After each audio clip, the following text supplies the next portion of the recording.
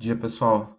Nessa primeira aula aqui do curso, né, a gente vai rever alguns conceitos básicos de mecânica dos fluidos que são importantes aí a gente ter bem fixado para fazer o estudo da hidráulica, tá? Bom, então, primeiramente, antes de começar, né, apresentar aqui as principais aplicações da hidráulica, né, no nosso dia a dia. Ela está presente em vários segmentos. O primeiro que vem à nossa cabeça é óbvio, né, que é o abastecimento de água, mas ele também está presente aí na coleta de esgoto, na drenagem pluvial. Aqui no caso do Brasil, na geração de energia, ela é bem importante, né, através da geração hidrelétrica. Em sistemas de irrigação, ela também está presente em diversos processos industriais, né, e nas instalações prediais que abastecem aí as nossas casas, tá? Então, ela é utilizada em diversos segmentos da engenharia. Bom, o termo hidráulica vem do grego, né, e ela é a conjunção aí de duas palavras, né, água e condução, ou seja, a gente estuda o escoamento da água na hidráulica, tá? Então, por isso que é importante a gente ter alguns conceitos de mecânica dos fluidos bem fixados, né? Porque a mecânica dos fluidos ela estuda o escoamento dos fluidos em geral, né? O comportamento dos fluidos em geral. Então a gente vai aplicar esses conhecimentos no nosso fluido específico aqui, que é a água, tá? Bom, então para começar, né, a gente precisa definir o que é o fluido, né? O fluido é uma substância que sobre qualquer tensão de cisalhamento ele vai se deformar continuamente, tá? Então aqui a gente tem essas figurinhas, né? A gente pode ter tensões de compressão, distensão e de cisalhamento, tá?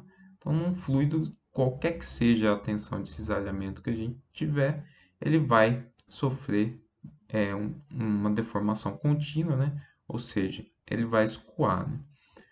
Por que que isso ocorre, né? Principalmente aqui devido à proximidade das partículas em cada um deles, né? Então, se eu tenho um sólido, as minhas partículas estão bem agregadas, tá? Isso torna ele muito mais rígido e pouco deformável. Nos líquidos e nos gases, essas partículas já estão um pouco mais distantes, né? O que facilita a deformação deles, né? E no caso aqui das tensões de cisalhamento, a deformação contínua, tá? Bom, a gente vai fazer todos os estudos que a gente for fazer aqui, a gente vai utilizar o sistema internacional, apenas algumas ou outra equação empírica que utiliza um sistema de unidades específicos, tá? Mas no geral a gente vai utilizar as unidades no sistema internacional, tá? Para a gente, as mais interessantes aqui vão ser o comprimento, tá? Que a gente utiliza em metro, a massa, quilograma, e tempo em segundo, tá?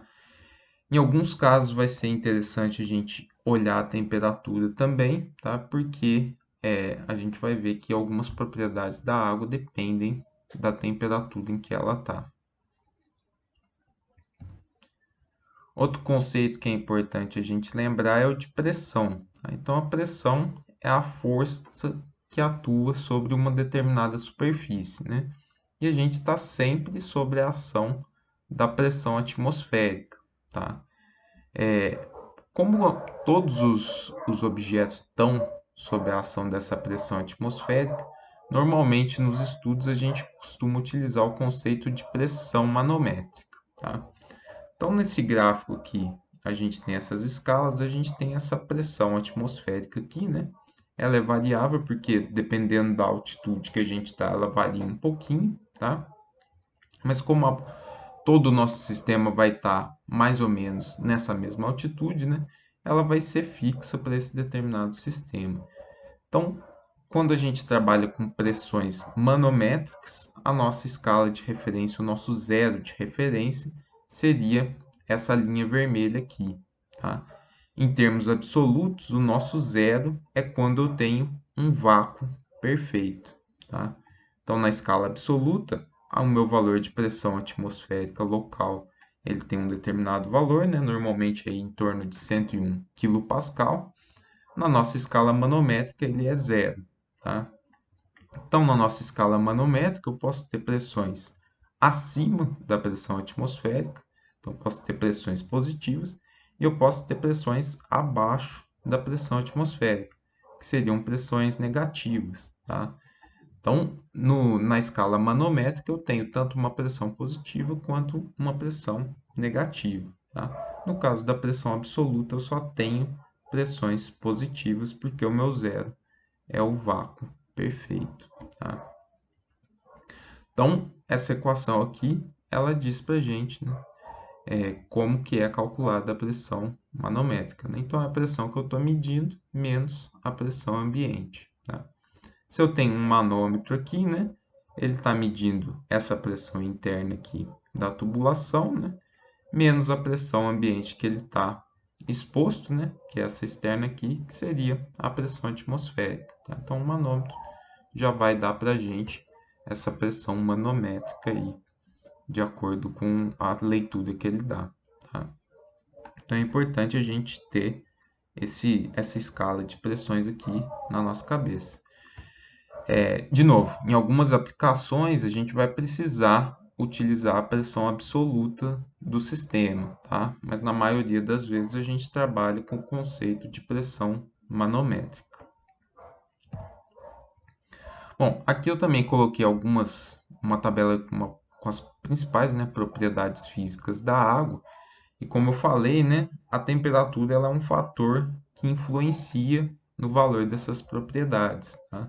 Então, a gente tem aqui, por exemplo, a massa específica com um valor máximo aqui em torno de 5 graus Celsius, tá? E isso vai diminuindo conforme a temperatura vai aumentando, tá? E esses valores também, de peso específico, pressão de vapor, módulo de elasticidade, viscosidade dinâmica e viscosidade cinemática, também variam conforme o aumento da temperatura, tá?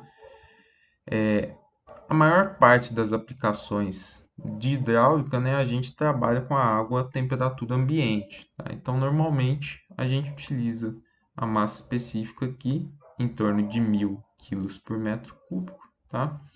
E a viscosidade cinemática e dinâmica, a gente trabalha mais ou menos aqui com um valor de 20 graus Celsius, tá? Então, 1 vezes 10 a menos 3 ou 1 vezes 10 a menos 6 para a viscosidade cinemática, tá? Então, a gente dá uma arredondada nesses valores porque é uma diferença muito pequena e, na maioria dos casos, não vai fazer tanta diferença, tá? Como eu disse, alguns casos muito específicos, a gente precisa ter essa precisão aqui de olhar realmente qual que é a temperatura da água e verificar as propriedades dela nessa determinada temperatura, né? Por exemplo, a operação de uma usina termoelétrica, né, que tem alguns sistemas que trabalham com água a temperaturas muito elevadas, a gente precisa levar em consideração essa variação, tá? Mas na maioria dos casos a gente utiliza esses valores de referência. Bom, outra coisa que a gente tem que fazer para iniciar, né, os nossos estudos aqui no curso de hidráulica é fazer uma classificação dos escoamentos que a gente vai estudar, tá? O primeiro parâmetro que a gente pode utilizar para classificar um escoamento é a pressão, tá? E aí a gente pode dividir os escoamentos em forçado ou livre, tá? O escoamento em condutos forçados ele ocorre quando a água está sob a ação de pressões diferentes da pressão atmosférica, tá? Então, notem que a pressão atuando sobre o fluido ela é diferente da pressão atmosférica, tá? Então, manometricamente, ela pode ser maior, como ela pode ser também menor que a pressão atmosférica, tá? Então, eu posso ter escoamentos ocorrendo com uma pressão manométrica negativa, tá? E os escoamentos em condutos livres, ele ocorre quando a pressão atmosférica atua sobre a lâmina d'água, tá? Então, eu posso ter, por exemplo, aqui uma tubulação completamente fechada, né? Mas a água ela não não preenche totalmente a seção dessa tubulação. Tá? Então, eu tenho uma pressão atmosférica aqui atuando nessa lâmina d'água. Tá? Ou então, eu posso ter, por exemplo, uma galeria aqui a céu aberto, e aí é bem claro, né, que a pressão atmosférica também está atuando. Tá? Então, por exemplo, aqui as redes de drenagem pluvial ou rede de esgoto, elas utilizam esses condutos livres, né? E esses aqui a céu aberto, qualquer rio, né, é um exemplo de um conduto livre. Tá? Aqui no curso de Hidráulica 1, a gente vai focar o nosso estudo nos condutos forçados, tá? Então, escoamentos sob pressão diferente da pressão atmosférica. Bom, outra classificação que a gente pode ter é com relação à dimensão, tá? É óbvio que todos os escoamentos eles ocorrem nas 3 dimensões, tá? Mas por questão de simplificação, né, e predominância do escoamento em uma ou outra direção, a gente pode simplificar esse escoamento, né, e utilizar uma abordagem uni ou bidimensional ao invés da tridimensional. Tá? Então, aqui a gente tem os exemplos, né, unidimensional, bidimensional e tridimensional. Tá? A gente vai considerar que o nosso escoamento ele é predominantemente unidimensional, ou seja, ele ocorre só em uma direção. Tá? E isso vai facilitar o nosso equacionamento. Tá? Um ou outro caso aí da hidráulica é que a gente precisa ter uma abordagem bidimensional ou até tridimensional, tá? Isso em condutos forçados. Em condutos livres é mais comum a gente ver esse tipo de estudo em 3 dimensões, porque, por exemplo, em um rio, né, a gente tem uma variabilidade aí muito maior do que em uma tubulação, né? A seção do rio ela é muito irregular, então às vezes é interessante fazer o estudo tridimensional, tá? Mas no nosso caso aqui a gente vai focar no escoamento unidimensional. Outra classificação que a gente pode ter é se há variação dos parâmetros no espaço, tá? E aí, se eu tiver ou não, eu posso classificar o meu escoamento como sendo uniforme ou como sendo variado, tá? Se o meu escoamento é uniforme, o vetor velocidade ele é constante em módulo, direção e sentido em todos os pontos. Tá? Então, aqui, nessa seção aqui, eu tenho um escoamento uniforme, né? Porque ele é constante em todos os pontos da seção. Nessa outra seção, eu também tenho um escoamento uniforme. Tá? O escoamento variado é quando eu não tenho, esse vetor velocidade ele não é constante. Tá? Então, aqui nesse exemplo, né, o vetor de velocidade ele não é constante, né? Ele tem um perfil parabólico na seção. Tá? Da mesma forma, se eu considerar toda a tubulação aqui, a minha velocidade muda, né, em módulo aqui da seção 1 para a seção 2. Tá? Então, se eu olhar todo o meu sistema, o escoamento ele é variado. Mas se eu olhar seções aqui específicas, ele é uniforme. Tá? O que a gente vai fazer aqui em hidráulica, tá? É considerar os escoamentos uniformes, tá? E caso a gente tenha alguma transição aqui, como por exemplo essa redução, né, do diâmetro, onde eu tenho uma variação contínua de velocidade aqui nessa seção, esses casos aqui, né, esses trechos, a gente vai fazer um estudo específico e aí a gente isola eles. Tá? Então, a gente faz um estudo do escoamento uniforme aqui nessa seção toda, escoamento uniforme daqui para frente, e essa seção de transição aqui, a gente vai ver como estudar ela à parte. Tá? Então, os nossos escoamentos vão ser todos uniformes também. Outra classificação, a gente tem a variação dos parâmetros no espaço, a gente pode ter a variação desses parâmetros no tempo também. Tá? E aí a gente pode classificar o escoamento como sendo permanente, né? Onde a gente não tem nenhuma variação ao longo do tempo, ou então a gente pode ter um escoamento transitório, onde tem alguma variação de algum parâmetro ao longo do tempo, tá? Então aqui eu coloquei essas três figuras, né? Eu tenho o escoamento aqui permanente, tá? Então a minha velocidade média que passa aqui, ela é sempre constante, tá? Quando eu tenho uma redução aqui devido aos efeitos de turbulência nessa transição do diâmetro maior para o diâmetro menor, eu tenho uma certa oscilação de velocidade aqui nessa seção, tá? E aí a gente fala que o escoamento ele é quase permanente, tá? Na média, a velocidade aqui ela permanece constante, mas ao longo do tempo ela tem pequenas variações, tá? E o último caso aqui, que a gente tem o escoamento transitório por completo, tá? Seria um tanque que inicialmente ele está cheio, tá? Que ele vai fornecendo água aqui através de uma tubulação, tá? Conforme passa o tempo, né, a água desse tanque aqui vai passando pela tubulação e o nível dele vai descendo. Quanto menor for o nível, menor vai ser o fluxo de água que eu tenho aqui para escoar, tá? Então a minha velocidade na tubulação ela vai caindo ao longo do tempo, tá?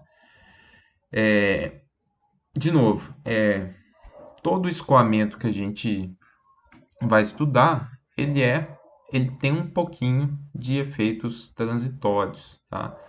Mas ao longo do tempo, a gente basicamente como essa figura aqui, né, do escoamento quase permanente, né? A gente tem várias oscilações aí ao longo do tempo, tá? Mas de novo, né, para efeito de simplificação dos cálculos, a gente vai considerar que o nosso escoamento ele é permanente, tá? O escoamento transitório ele é muito importante no estudo da hidráulica, tá? Porque ele provoca um fenômeno que a gente chama de golpe de Ariete, tá? Então, quando a gente tem um efeito transitório muito rápido, como por exemplo o fechamento de uma válvula, a gente pode causar uma sobrepressão que seja danosa ao sistema, tá? Então, o estudo do escoamento transitório ele é muito importante também, tá? Mas a gente vai focar o nosso estudo no escoamento permanente, tá? Bom, e por fim, a gente pode classificar o escoamento de acordo com a trajetória das partículas, tá? Então, a gente pode classificar ele como sendo um escoamento laminar ou um escoamento turbulento, tá?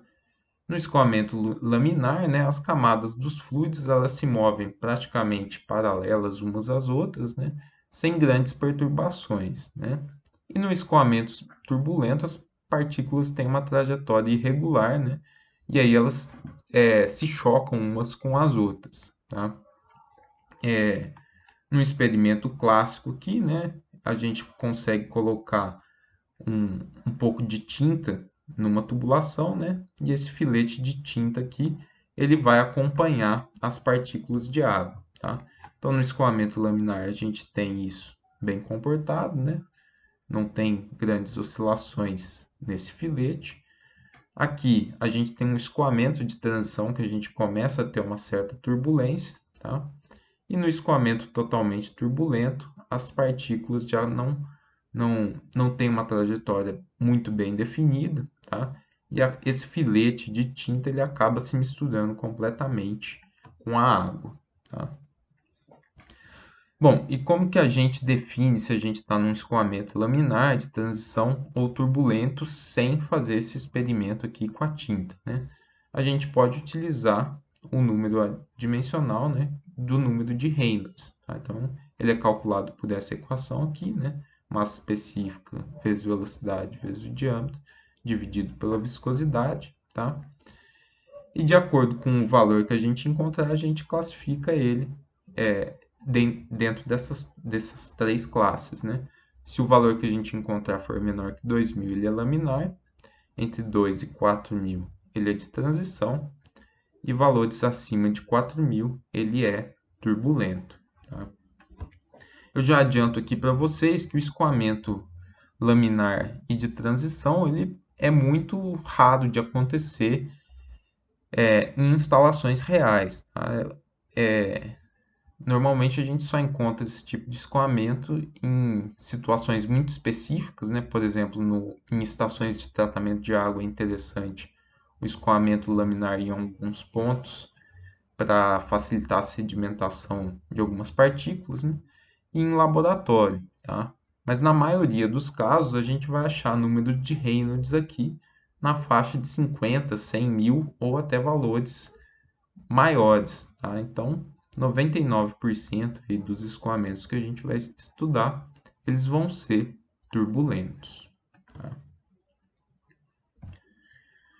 Bom, então, com essas hipóteses que a gente fez, né, dos escoamentos que a gente vai estudar, o escoamento uniforme, que não tem variação ao longo do espaço, né? A velocidade média ela é constante. O escoamento é permanente, ou seja, ele não varia ao longo do tempo. O escoamento unidimensional, tá? Se ele vai ser laminar, turbulento ou de transição, isso não vai interferir no nosso equacionamento aqui, tá? E como a gente está trabalhando com a água, a gente vai considerar que o fluido ele é incompressível, né? Ou seja, a massa específica não vai variar de acordo aí com as pressões que a gente vai trabalhar, tá? Então, isso aqui é importante para a gente também, como a gente está trabalhando com a água, a gente considera que ela seja um fluido incompressível. Bom, as duas equações fundamentais que a gente tem aí na hidráulica, né, a gente obtém, né, através do teorema de transporte de Reynolds, né? Então, lembrando aqui o teorema, né, a gente quer verificar como que é a variação de um determinado parâmetro aqui do sistema ao longo do tempo, tá? Observando o que acontece ao longo do tempo dentro do volume de controle, né? Então, esse exemplo aqui, quanto está sendo armazenado dentro ou retirado dentro desse volume de controle da minha grandeza, tá? Mais o fluxo dessa grandeza sobre a minha superfície de controle, né? Então, quanto está entrando e quanto está saindo dessa minha grandeza na minha superfície de controle, tá? Bom, a primeira equação que a gente tem é a equação da continuidade, né? Onde a nossa propriedade aqui é exatamente a massa, tá? É a propriedade específica, massa dividida por massa, é igual a 1, tá? Quando a gente desenvolve aqui o teorema de transporte de Reynolds, considerando essas hipóteses, né, a gente chega nessa relação aqui, né, ou para o fluido incompressível no nosso caso, né, ρ1 é igual a ρ2, então a gente vai ter que a vazão que entra na tubulação é igual à vazão que sai da minha tubulação, tá? Se os diâmetros de entrada e saída forem diferentes, né, a área de entrada é diferente da área de saída, eu vou ter velocidades diferentes, tá? Mas a vazão que entra e que sai, ela é igual, né? Ou seja, a massa de água que entra no meu sistema é igual à massa de água que sai do meu sistema. Não tenho nenhum armazenamento, tá? E a segunda equação que é interessante para a gente é a equação da energia, né? Onde a minha propriedade é uma parcela de energia cinética, uma parcela de energia potencial e uma parcela de energia interna do fluido, tá? Quando a gente desenvolve também o teorema de transporte de Reynolds, né, a gente chega na equação, considerando essas hipóteses, né, a gente chega na equação de Bernoulli, né, onde a gente tem que a carga de pressão mais a carga carga de altura e a carga cinética da entrada do meu sistema é exatamente igual à carga de pressão mais a carga de altura e a carga cinética na saída, mais um termo aqui de perda de energia, né, que a gente chama de perda de carga, que a gente perde ao longo desse escoamento, tá? Então, devido ao atrito aí que o escoamento provoca entre as camadas de fluido e com a tubulação, a gente tem essa perda de energia aqui, que ela vai aparecer, tá? Também apareceria aqui um termo de trabalho rotacional, tá? Que a gente vai ver mais para frente, né? Por hora a gente vai considerar que ele ainda não existe no nosso sistema, tá? Então essa aqui é a equação da energia, né? Ou equação de Bernoulli. Essas duas equações que vão ser muito importantes para a gente, tá? Então esses são os principais conceitos de mecânica dos fluidos que a gente tem que lembrar, tá? E aí na próxima aula a gente vai começar a estudar o escoamento em condutos forçados, né? Principalmente aí como a gente define quanto de energia a gente está perdendo no nosso sistema, tá bom? Então é isso, até a próxima aula.